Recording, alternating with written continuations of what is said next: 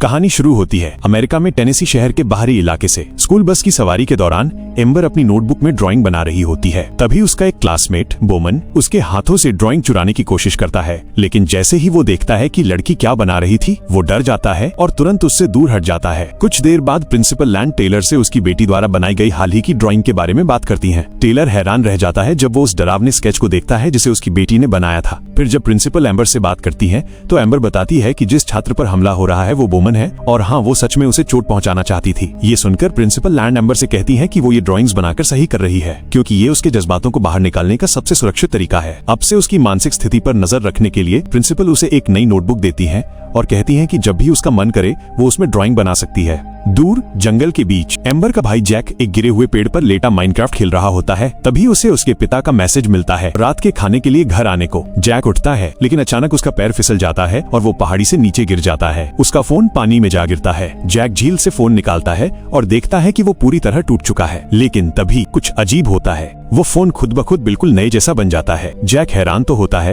पर घर लौट आता है और रात के खाने में अपने पिता और बहन के साथ पिज्जा खाता है। इसी दौरान एम्बर पूछती है क्या अब उन्हें अनाथ कहा जाएगा, क्योंकि उनकी माँ कुछ समय पहले गुजर चुकी थी। टेलर गुस्सा हो जाता है और कहता है कि माँ न होने का मतलब ये नहीं कि वे अनाथ हैं। लेकिन उसी वक्त जैक एम्बर को चिढ़ाता है। एम्बर गुस्से में जैक की प्लेट नीचे फेंक देती है और अपने कमरे में भाग जाती है। टेलर जैक को डांटता है और चिढ़कर जैक भी वहाँ से चला जाता है। तभी वो नोटिस करता है कि गिरने से लगी उसकी चोट गायब हो चुकी है। अगले दिन स्कूल बस में एम्बर को याद आता है कि वो अपनी नई नोटबुक घर पर भूल गई है। वो अपने पिता से उसे लाने को कहती है, लेकिन टेलर मना कर देता है। एम्बर बेचैन हो जाती है और टेलर से वादा करने को कहती है कि वो उसकी ड्राइंग्स नहीं देखेगा। टेलर वादा करता है। बस में जैक अपनी नोटबुक उसे देता है, लेकिन एम्बर गुस्से में उसे ना कहकर नोटबुक को खिड़की से बाहर फेंक देती है। उधर टेलर बच्चों का सामान कार में रख रहा होता है। तभी उसे वही नोटबुक मिलती है जिसे खोलने से एम्बर ने मना किया था। कार में उसकी नजर बार बार उसी नोटबुक पर पड़ती है और गलती से उस पर कॉफी गिर जाती है। वो तुरंत घर के अंदर भागता है उसे साफ करने के लिए। जब कुछ नहीं होता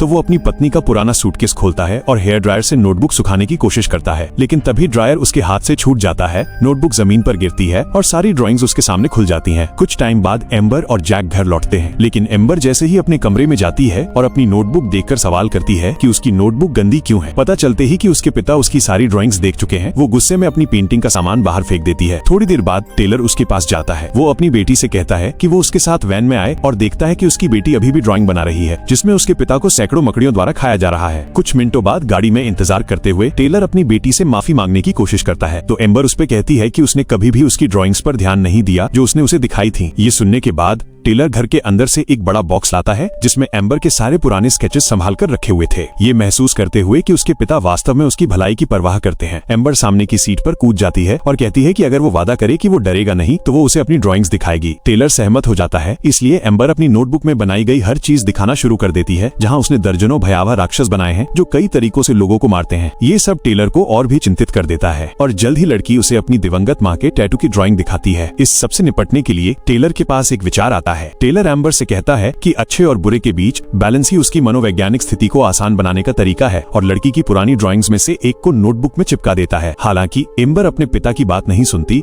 और उसने उसे भी एक मॉन्स्टर बना दिया। बाद में जैक जंगल में समय बिताने के बाद घर लौटता है और तब पता चलता है कि जैक ने उसी मिस्टीरियस पानी से टूटी हुई प्लेट को ठीक कर दिया था जिसने उसके हाथ को ठीक किया था। ये महसूस करते हुए कि झील में वास्तव में कुछ जादुई है, जैक अपने पिता के सो जाने तक इंतजार करता है और एक बार फिर वहाँ जाता है, लेकिन वो ये नहीं जानता कि एम्बर अभी भी जाग रही है। और जब वो अपने भाई को इतनी देर से बाहर जाते हुए दिखती है तो वो अपनी नोटबुक लेकर उसका पीछा करने का फैसला करती है। कुछ मिनटों बाद एम्बर अपने भाई को लकड़ी का बॉक्स पकड़े हुए देखती है जिसमें उसकी माँ की अस्थियां थीं। तभी एम्बर उससे पूछती है कि उसके हाथ में क्या है। जैक चौंक जाता है और नाटक करने की कोशिश करता है कि वो कुछ नहीं करने जा रहा था। हालांकि एम्बर उसकी बात पर विश्वास नहीं करती और उसके हाथों से बॉक्स लेने की कोशिश करती है और इसी चक्कर में एम्बर लगभग पानी में गिरने वाली होती है कि आखिरी सेकंड में उसका भाई उसे पकड़ लेता है, लेकिन एम्बर की नोटबुक झील में गिर जाती है। वो लोग एक पेड़ की डाली से नोटबुक को निकालते हैं और उसी समय जिस जगह नोटबुक गिरी थी वो जगह बुलबुले बनाने लगती है, जैसे कि झील के बीच से कुछ निकल रहा हो। जैसे ही वे घर पहुंचते हैं दोनों जंगल से आती हुई अजीब आवाजें सुनते हैं। यहाँ पता चलता है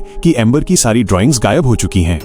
लेकिन जैक उसे जो हुआ उसे राज रखने के लिए कहता है। अगले दिन एक लोकल स्टोर में मैगी अपने कोवर्कर रिक के साथ अपनी शिफ्ट के लिए गैस स्टेशन पहुंचती है और देखती है कि जगह पूरी तरह बिखरी हुई है। ये मानते हुए कि शायद उन्हें लूटा गया है, दोनों पुलिस को बुलाने की कोशिश करते हैं, लेकिन उसी वक्त उनके पीछे एक प्राणी दिखाई देता है जिससे वे दोनों डरकर भाग जाते हैं। टेलर अपने बच्चों को स्कूल के लिए जगाता है और देखकर चौंक जाता है कि किसी ने एम्बर के कमरे की खिड़की से अंदर घुसने की कोशिश की है। एम्बर समझ जाती है कि कुछ तो गड़बड़ है, मगर जैक उसे शांत करते हुए वादा करता है कि जब वे बस में होंगे तो वो उसे सब कुछ बताएगा। हालांकि टेलर ये बातचीत सुन लेता है और इससे पहले कि दोनों स्कूल के लिए निकलें वो अपने बेटे से पूछता है कि क्या हो रहा है। ना चाहते हुए भी जैक उसे जंगल की झील के बारे में बता देता है और कहता है कि एम्बर की ड्राइंग शायद जिंदा हो गई हैं। यह सुनकर टेलर इसे बेतुका मानता है और जैक को बस में चढ़ने को कहता है, यह कहते हुए कि जब वो सच बताने का फैसला करेगा तब वे बात करेंगे। कुछ समय बाद टेलर बाहर खड़ा अपनी कॉफी का इंतजार करते हुए एम्बर की खिड़की साफ कर रहा होता है, लेकिन तभी उसे भी जंगल की तरफ से अजीब अजीब आवाजें सुनाई देने लगती हैं। घर में वापस आते ही टेलर चौंक जाता है, उसका कॉफी मग गायब था और तभी लिज उससे पूछती है, क्या तुमने कॉफी मेकर को छुआ था? टेलर कुछ जवाब दे पाता उससे पहले ही लिज इस बात को नजरअंदाज करते हुए कहती है, ये फोटो वाला बॉक्स वैन में रख दो, एक और खरीदार आने वाला है। टेलर बॉक्स उठाकर वैन में रखने जाता है और सामान हटाते हुए उसे वो टूटी हुई प्लेट मिलती है जो एम्बर ने कल रात डिनर के वक्त फेंकी थी। उसे तुरंत जैक की बात याद आती है और उसके चेहरे पर चिंता गहरी हो जाती है। उधर स्कूल जाते समय बस ड्राइवर सड़क पर खड़ा एक लावारिस पिकअप ट्रक देखती है जिसके चारों तरफ नीले पेंट के अजीब निशान लगे थे। ड्राइवर घबराकर बस थोड़ी दूरी पर रोकती है और पुलिस को कॉल करने ही वाली होती है कि मक्के के खेतों से आती एक जोर की आवाज उसका ध्यान खींच लेती है और तभी बगल वाले खेत से एक भयानक मॉन्स्टर बाहर निकलता है। वही मॉन्स्टर जिसे एम्बर ने अपनी नोटबुक में बनाया था। उसे देखते ही ड्राइवर डर के मारे बस पूरी स्पीड में भगाती है और भागते भागते बस का भीषण एक्सीडेंट हो जाता है। कुछ देर बाद बच्चे धीरे धीरे होश में आते हैं। ड्राइवर बेहोश पड़ी थी और जैक कहता है, हमें यहाँ से निकलना होगा, दरवाजा भी जाम हो गया है। लेकिन तभी मॉन्स्टर बस के पीछे दिख जाता है। सब बच्चे चीखते हुए सीटों के बीच छिप जाते हैं। एम्बर बाहर देखती है, ट्रक में बज रहे म्यूजिक की वजह से मॉन्स्टर सोया हुआ था। वो कहती है कि अगर हम फिर से म्यूजिक चलाएं तो शायद वो दोबारा सो जाए। इसी बीच मॉन्स्टर बस पर चढ़कर हमला करने लगता है। जैक अपना सेल फोन लेने दौड़ता है, लेकिन तभी उसका टेंटिकल बस के अंदर घुसकर जैक को पकड़ लेता है, इससे पहले कि वो उसे बाहर घसीट पाए। एक और बच्चा अपने आईपॉड में तेज म्यूजिक चला देता है और मॉन्स्टर तुरंत वहीं सो जाता है। बोमन मौका मिलते ही अकेला भाग निकलता है, लेकिन अचानक आईपॉड का गाना बदल जाता है और मॉन्स्टर फिर से जाग उठता है। अब तो सब बच्चे बदहवास होकर बस से बाहर सड़क पर दौड़ पड़ते हैं। दूर टेलर को स्कूल से कॉल आता है। वो जेब टटोलता है, उसका फोन उसके पास ही नहीं था। वो घबराकर घर में भागता है और लिज से कहता है, मेरे नंबर पर जरा कॉल करो। लिज कॉल करती है और टेलर को अलमारी से फोन की वाइब्रेशन सुनाई देती है। वो फोन उठाता है, उस पर नीले पेंट के धब्बे लगे थे और उसी अलमारी में उसका गायब कॉफी मग भी रखा था। मग उठाते ही उसे उसके पीछे एक अजीब सी चिपकी वस्तु दिखाई देती है। टेलर घबरा जाता है और तुरंत उसे फेंककर प्लेट से मारकर कुचल देता है। उसी वक्त लिज दौड़कर आती है और कहती है, स्कूल ने अभी तुम्हारे फोन पर कॉल किया है। सब बच्चे भागते भागते जंगल में पहुंच जाते हैं, जहां एम्बर कांपते हुए बताती है कि उसने ही उस ब्लू मॉन्स्टर को बनाया था, वही जिसने बस को कुचल डाला। उधर बोमन अकेला ही घने जंगल में भटक रहा होता है कि अचानक एक अजीब सा छोटा क्रीचर उसके सामने आ जाता है और कान फाड़ देने वाली चीख निकालने लगता है। उसकी आवाज सुनते ही एक विशाल आईलेस मॉन्स्टर वहां पहुंच जाता है। वो बोमन को अपने मुंह में निगलने ही वाला होता है कि तभी उसके दोस्त समय पर पहुंचकर उसे खींच लेते हैं। बाकी राक्षसों को सतर्क न करने के लिए जैक उस छोटे क्रीचर को उठाता है और उसे नदी के पानी में डुबोकर खत्म कर देता है। उसी की वजह से वो बड़ा मॉन्स्टर वहां से चला जाता है। इधर टेलर और लिज बस दुर्घटना स्थल पहुंचते हैं। ड्राइवर को तो किसी तरह बचा लिया गया है, लेकिन परेशानी ये है कि अब तक सिर्फ 2 बच्चे मिले हैं। जैक, एम्बर और बोमन अभी भी लापता हैं। अपने बच्चों को खतरे में न पड़ने देने के लिए दोनों तुरंत घर की ओर निकलते हैं, ये सोचकर कि शायद बच्चे वहीं गए हों। लेकिन रास्ते में उनकी कार एक अजीब जानवर से टकरा जाती है। बाहर निकलकर जैसे ही वे बम्पर के नीचे देखते हैं, उन्हें पेंट के छींटे दिखाई देते हैं और तभी सामने वही कैट ड्राइंग खड़ी होती है जो एम्बर की नोटबुक के कवर पर बनी थी। वो बिल्ली उनके चेहरों पर पेंट का बादल छोड़ती है और इतनी ताकत से कार को धक्का मारती है कि वो दूर जा गिरती है। दोनों किसी तरह बचते हैं और पैदल ही आगे बढ़ते रहते हैं। आधे रास्ते में ही वे बिजली के टावरों के ऊपर खड़े एक विशाल क्रीचर को देखते हैं और घबराकर भागने लगते हैं। शहर में भाई बहन बोमन के साथ घर पहुंचते हैं, बिना ये जाने कि एक क्रीचर पहले से ही खिड़की तोड़कर अंदर आ चुका है। यहीं जैक को अपनी बहन के ड्राइंग मटेरियल को देखकर एक आइडिया आता है। उधर जंगल की झील के सामने एक भेस बदला हुआ क्रीचर पानी के पास बैठकर अपनी नोटबुक निकालता है और कुछ नया बनाने लगता है। धीरे धीरे पूरा शहर इन क्रीचर्स से भरने लगता है। इसी बीच जैक सबको अपनी नई ड्राइंग दिखाता है, एक ऐसा हथियार जो इन सभी राक्षसों को खत्म कर सकता है। अब जब उनके पास एक प्रोटोटाइप है, तीनों बच्चे अपनी अपनी आर्मर और पानी के हथियारों से तैयार हो जाते हैं। लेकिन बोमन बाथरूम ढूंढते ढूंढते टेलर के कमरे में चला जाता है और जैसे ही नजर ऊपर करता है, वहाँ हजारों मकड़ियां रेंग रही होती हैं। डर के मारे वो तुरंत दरवाजा बंद कर देता है, पर कुछ स्पाइडर्स उसके शरीर पर चिपक जाती हैं। जैक दौड़कर उन्हें हटाने लगता है। इसी अफरातफरी में एम्बर गलती से टेलर के कमरे का दरवाजा खोल देती है और सारी मकड़ियां बाहर फैल जाती हैं। जैक तुरंत अपनी पानी वाली बंदूक उठाता है और स्पाइडर्स पर हमला शुरू कर देता है, जबकि बोमन डरकर बाहर भाग जाता है। एम्बर खुद को बचाने के लिए बाथरूम में घुसकर शॉवर ऑन कर देती है और पानी से सारी मकड़ियां मर जाती हैं। उधर बोमन और जैक बाकी स्पाइडर्स को खत्म करने के लिए लड़ते रहते हैं। कुछ देर बाद टेलर और लिज घर पहुंचते हैं। दरवाजा टूटा हुआ, सामान बिखरा हुआ, पूरा घर किसी जंग के मैदान जैसा लग रहा है, लेकिन बच्चे, उनका कोई पता नहीं। तभी टेलर की नजर खिड़की पर जाती है। वहीं बैठी है वही तितली जिसे एम्बर ने अपनी नोटबुक में बनाया था। दोनों तुरंत उसका पीछा करने का फैसला करते हैं। उधर जंगल के बीच एम्बर और जैक के बीच बहस छिड़ जाती है। थक चुका जैक गुस्से में एम्बर पर ही सारी जिम्मेदारी डाल देता है। ये सुनकर एम्बर चुप हो जाती है। जैक अकेले आगे बढ़ता रहता है और अचानक उसे वो जगह दिखती है जहाँ मकड़ियों ने शहर भर से चुराया हुआ सारा सामान जमा कर रखा है। इसी दौरान जैक झील के किनारे बैठे एक रहस्यमय हुडेड क्रीचर को देखता है और उसे पता चलता है कि ये मॉन्स्टर अपनी ड्राइंग से नए राक्षस बना सकता है। जैक तुरंत अपना स्पेशल वेपन वाला कागज निकालता है, लेकिन जैसे ही पीछे मुड़ता है वो क्रीचर उसे घूर रहा होता है। डर के मारे जैक का हाथ कांपता है और कागज गिर जाता है, जिसे वो क्रीचर एक ही झटके में फाड़ देता है। कुछ देर बाद एम्बर बताती है कि ये पहला मॉन्स्टर था जिसे उसने कभी बनाया था